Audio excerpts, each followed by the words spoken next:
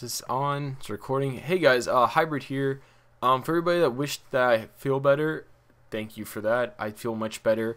But Amazing Spider-Man 2 review, I wanted to mention this, but I decided to just save it for a totally separate video. Then I had to split this into two different videos because one part, like this one, is about Spider-Man having the black suit in Amazing Spider-Man 3. Well, the other video is about the Venom movie. The reason why I split it into two parts was because when I made it as one video, it was much longer than I expected it to be because I talked about more than I thought I would have initially. And I just didn't feel like uploading another like 20-something minute long video because people are going to be like looking for one part of it and they're going to have to like search through the whole video, and some people get frustrated about that. So I thought I'd make it easier. But yeah, this one is about Spider-Man wearing the black suit in Amazing Spider-Man 3. Now, no, I'm not saying that's confirmed. It's just a very high likely, thing to happen.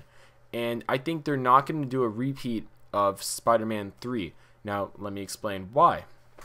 So, I believe the villains of Amazing Spider-Man 3 are probably going to be like Vulture, maybe Doc Ock, most likely not Doc Ock, but definitely I think Vulture is going to be one of the villains. Because most likely they're going to have two villains, not just one villain, because once you go more than one, you can't really go back and raise the stakes, so to speak. So I definitely think Vulture is going to be one of the villains. Maybe they'll bring Rhino back in a bigger role. Who knows, before the Sinister Six film is made. Or maybe they'll introduce more Sinister Six members like Mysterio. I've always wanted to see Mysterio. That'd be really cool. So the black suit, why I say that it's going to be in Amazing Spider-Man 3 most likely. The reason being because I'm wearing it right now. Notice the black shirt. Jokes aside though, kind of brief spoilers, but not really, because this does not ruin any aspect of watching the film. It doesn't spoil any plot points in the film because they already said it in the trailer. But Harry Osborn and Norman Osborn are dying. They say that in the trailer, like I just said. But one thing they need, what they believe will help them is the venom from the spiders that Richard Parker worked on. Because supposedly the big aspect of those spiders is their healing properties, especially in the venom of the spiders. And since Richard Parker kind of destroyed all of his research out of fear of what Oscorp could do with it, they don't have that anymore, which is why they want Spider-Man's blood, for example. Or not for example, that's why they want it. Because they believe correctly that he was bitten by one of those spiders, and the venom of that spider, like if they take his blood, they could, do the whole healing stuff. Now, moving on from that though, I think the reason why he's going to have it is probably they're going to work more on the Venom aspect of it, or just the Venom itself. It's going to be like the Ultimate Comics, where they worked on Richard Parker and Eddie Brock's father, Eddie Brock Sr., worked on a suit to help cure cancer. Now, I'm not saying this will be cancer, but it has very similar basis here. The Venom healing properties, Venom suit in the Ultimate Universe to cure cancer. So the whole healing aspect is there. Also, we kind of saw a tiny bit glimpse of what could be the Venom suit.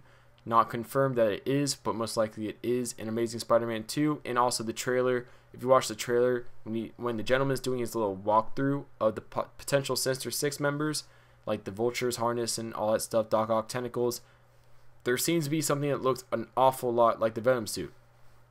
So moving on. So I believe Spider-Man's going to have the black suit. Probably what's going to happen is it's going to be inert to everybody else.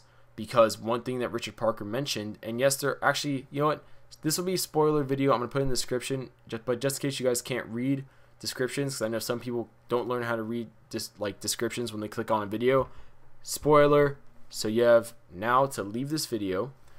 But yes, one thing Richard Parker says in Amazing Spider-Man 2 is that the human DNA that was used in the altered spiders, that was his DNA. So only someone with his bloodline can be affected by it, which is why Peter was affected by the spider when he got bit, and no one else would be able to get, altered by the spider if they got bit.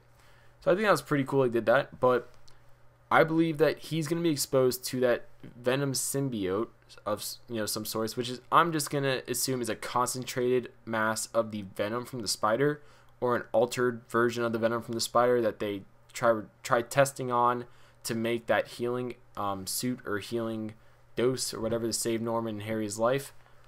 But I think that's going to get on Peter, and that's going to become, it's going to react with his body, because obviously he has Richard Parker's bloodline because he's his son.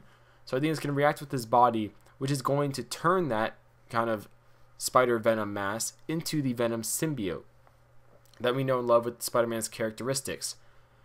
From there, I think he's probably going to wear the suit most likely for the whole movie. That would be, you know, what I hope they would do, because one emphasis in the comics is that he's had the suit on for a very long time. He did not have the suit on for half a movie, for a few weeks. He had it on for a very long time, to the point where people associated Spider-Man with his black suit, not the red and blue. Don't believe me? Read some comics, look it up, check how long he had it. So yeah, moving on though, I would hope that they give him the suit for a whole like movie before he takes it off. Probably he'd take it off at the end of the movie, and you know, move on from there. Venom hopefully would be the villain, sorry, of Spider-Man 4, Amazing Spider-Man 4. Now, moving on from that, I've been saying moving on. We've been moving on a lot, haven't we, in this video?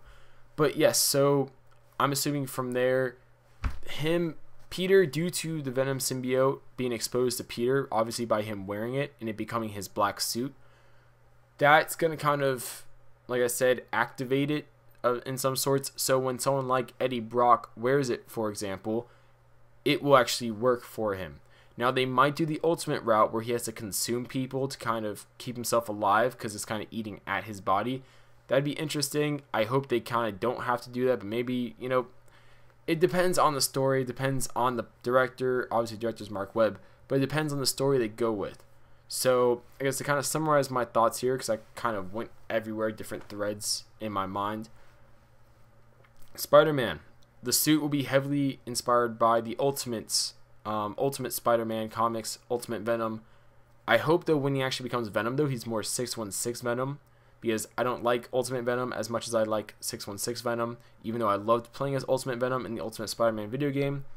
So that, also, Spider-Man's blood, due to the special qualities he has as Richard Parker's son, I think that's going to unlock the symbiote and give it the Spider-Man abilities, and why probably, if they're like, it doesn't work with anybody, it works with Spider-Man, because he has Richard Parker's blood.